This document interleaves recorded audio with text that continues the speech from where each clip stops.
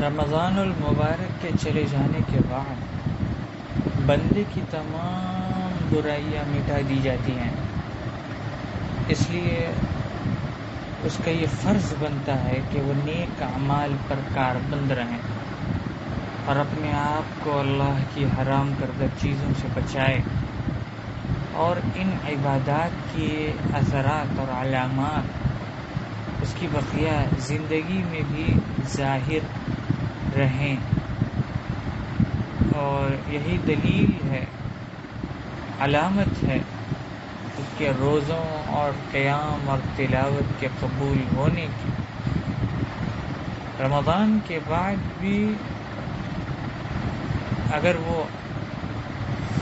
نمازوں کا شیدائی ہے اور جمع اور جماعتوں کا پابند ہے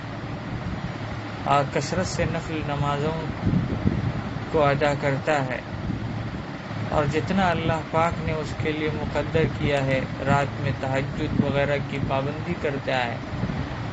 اور اپنے آپ کو نفل روزوں کا عادی بناتا ہے،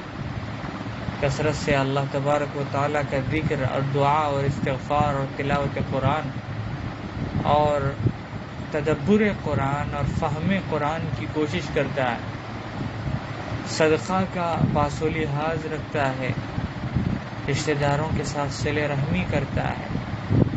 والدین کے ساتھ حسن سلوک کرتا ہے اور اپنے پروردگار اور بندوں کے حقوق کی ادا کرتا ہے اور اپنے آپ کو گناہوں سے محفوظ رکھتا ہے اور دوسرے گناہوں سے اپنے آپ کو بچاتا ہے، اور